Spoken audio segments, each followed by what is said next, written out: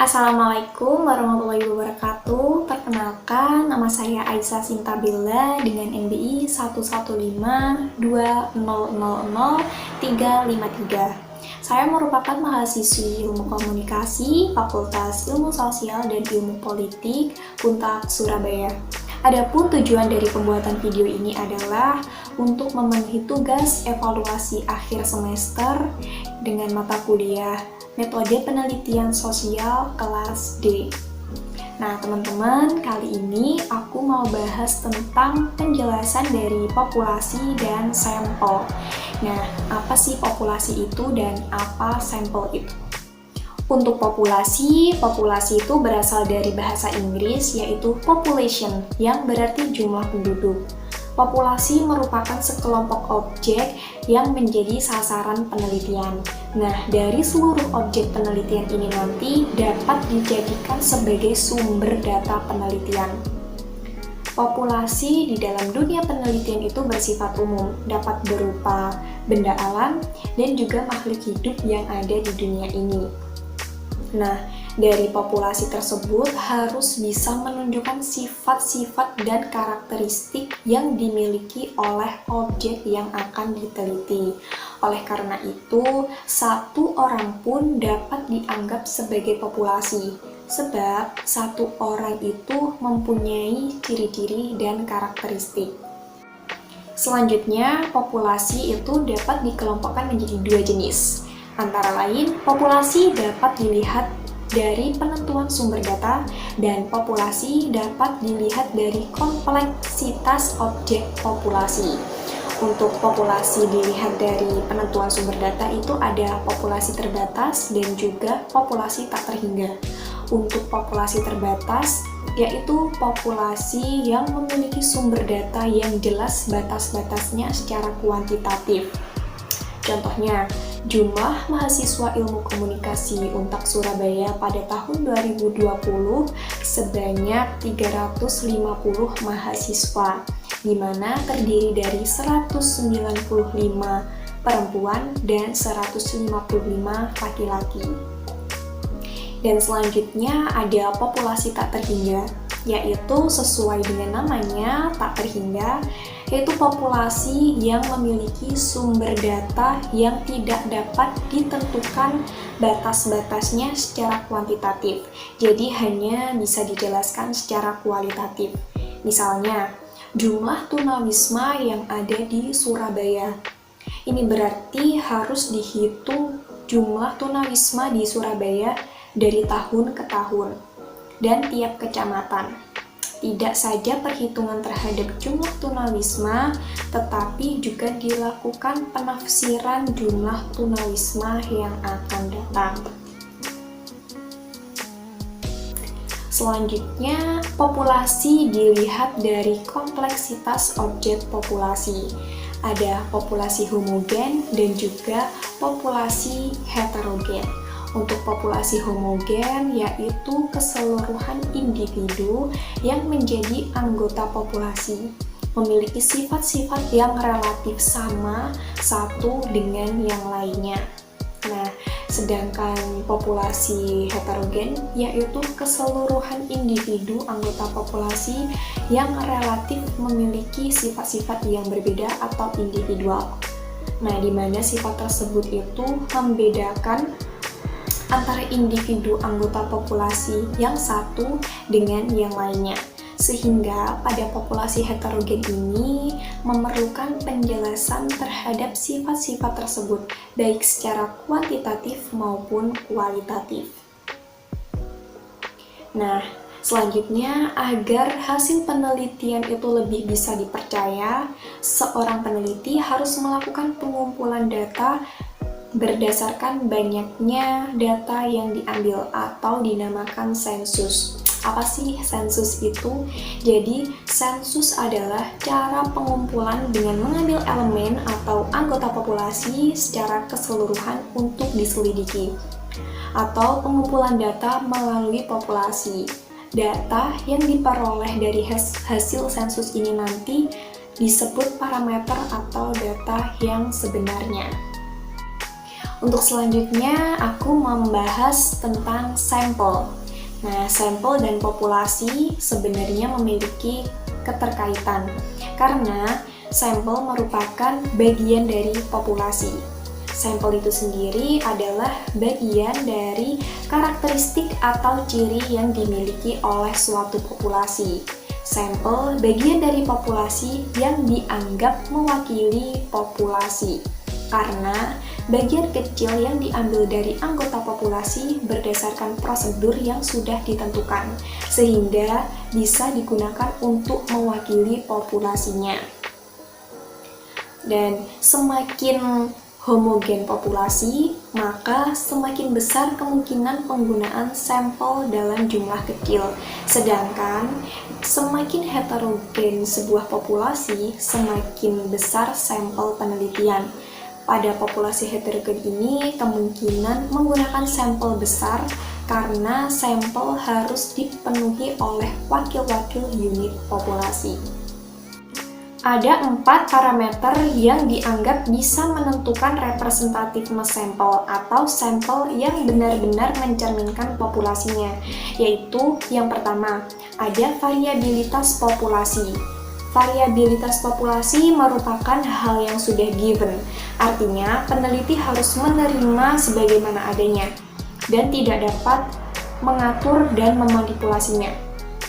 Yang kedua, makin besar sampel yang diambil, akan semakin besar atau tinggi taraf representativeness sampel tersebut. Jika populasinya homogen secara sempurna, besarnya sampel tidak mempengaruhi taraf representativeness sampel tersebut. Yang ketiga, teknik penentuan sampel. Makin tinggi tingkat rambang dalam penentuan sampel, akan semakin tinggi pula tingkat representativeness sampel tersebut. Yang keempat, kecepatan memasukkan ciri-ciri populasi dalam sampel, maka semakin lengkap ciri-ciri populasinya yang dimasukkan ke dalam sampel, akan semakin tinggi tingkat representatif sampel tersebut. Nah, selanjutnya kita sudah membahas tentang populasi dan juga sampel. Untuk selanjutnya adalah sampling. Sampling menurut Noto Atmojo 2002, teknik sampling adalah cara atau teknik yang digunakan dalam mengambil sampel penelitian. Nah, ini dia alur pemikiran untuk menentukan sebuah populasi dan juga sampel. Nah, kita sudah membahas populasi dan juga sampel. Selanjutnya ada metode pengambilan sampel. Untuk pengambilan sampel itu peneliti harus menggunakan metode yang tepat sesuai dengan ciri-ciri populasi dan tujuan penelitian. Ada 2 jenis metode penelitian dalam mengambil sampel, yaitu ada probability sampling dan juga non-probability sampling. Untuk probability sampling, yaitu pemilihan sampel dari suatu populasi secara kompleks dan acak. Pengambilan sampel pada probability sampling ini kompleks sehingga memakan waktu, karena adanya probabilitas pemilihan setiap unit yang dapat dihitung dan diperkirakan sebagai sebuah kesimpulan statistik terhadap suatu populasi. Nah, untuk di dalam probability sampling itu ada simple random sampling atau sampel acak, yang kedua ada systematic sampling, yang ketiga ada stratified random sampling atau sampel terstratifikasi, dan yang keempat ada cluster sampling atau sampel rumpun, dan yang kelima ada proportional sampling. Nah, untuk simple random sampling atau sampel acak yaitu metode pengambilan sampel yang setiap anggota populasinya memiliki kesempatan yang sama untuk menjadi anggota sampel. Untuk systematic sampling merupakan pengambilan sampel dengan interval berkala tertentu. Nah, metode ini dapat disamakan dengan deret aritmatika seperti pengambilan selisih antara 2 bilangan yang berurutan atau celah tertentu. Adanya interval ataupun rumus Untuk menentukan sampel ini, yang membuat metode ini lebih sistematis daripada sampel acak. Yang ketiga, ada stratified random sampling atau sampel terstratifikasi.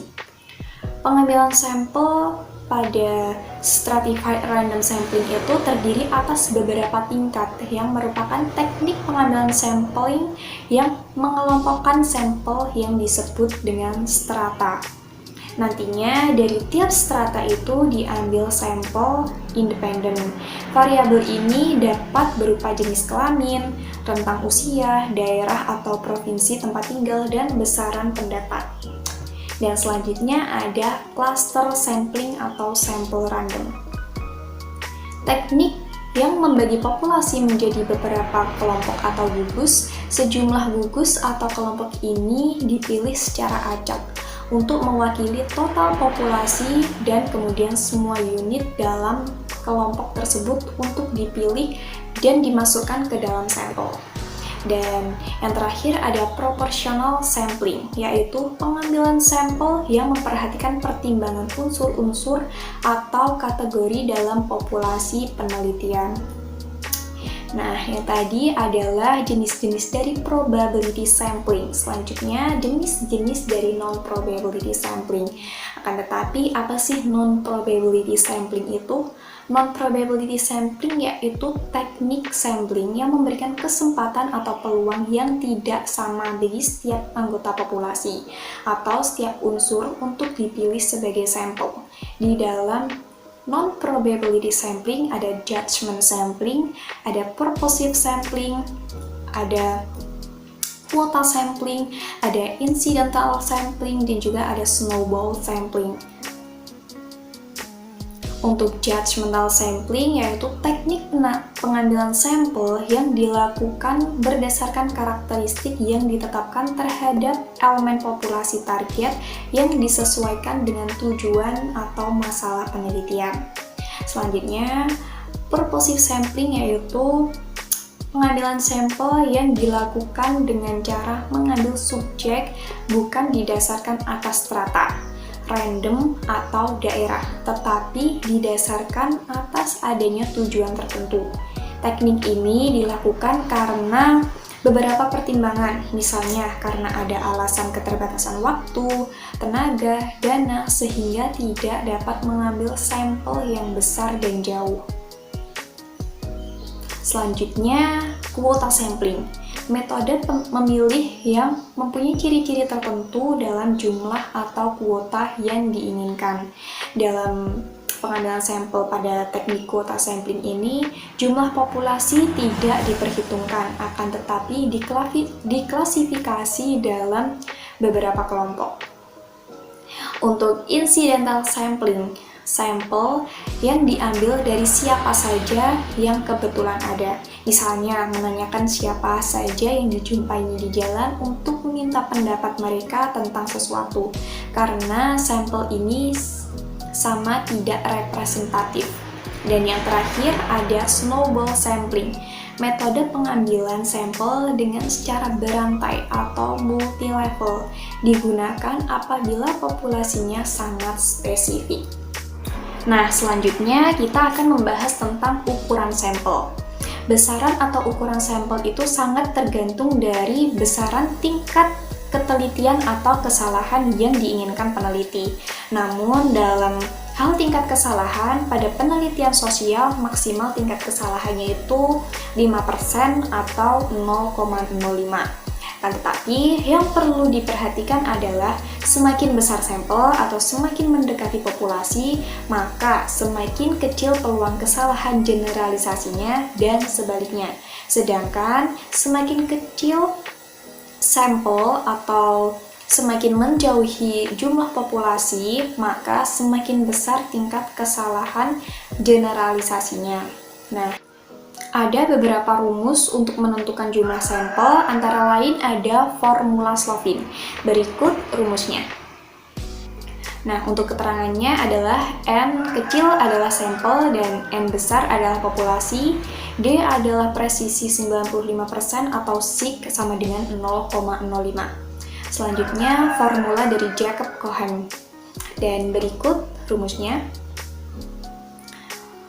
Untuk keterangannya, N adalah ukuran sampel, F2 adalah effect size, dan U adalah banyaknya ubahan yang terkait dalam penelitian, dan L adalah fungsi power dari U, diperoleh dari tabel. Dan selanjutnya adalah ukuran sampel berdasarkan proporsi, atau tabel Isaac dan Michael. Tabel penentuan jumlah sampel dari Isaac dan Michael ini memberikan kemudahan penentuan jumlah sampel berdasarkan tingkat kesalahan 1%, 5%, dan 10%. Dengan tabel ini, peneliti dapat secara langsung menentukan besaran sampel berdasarkan jumlah populasi dan tingkat kesalahan yang dikehendaki. Selanjutnya ada coherence formula. Di dalam coherence formula itu ada data continuous dan juga data kategori. Untuk data continuous berikut rumusnya. Dan di mana N adalah ukuran sampel, T adalah nilai T berdasarkan alfa tertentu, S adalah standar deviasi dari populasi, dan D adalah margin error. Selanjutnya ada data kategori dan berikut rumusnya.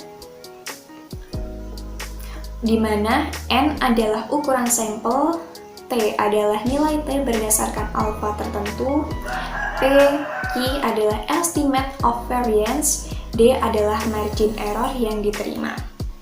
Dan yang terakhir ada formula Lemshow untuk populasi yang tidak diketahui, dan berikut rumusnya. Di mana Z adalah 1,96, P adalah maksimal estimasi dan sama dengan 0,05, dan D adalah alfa.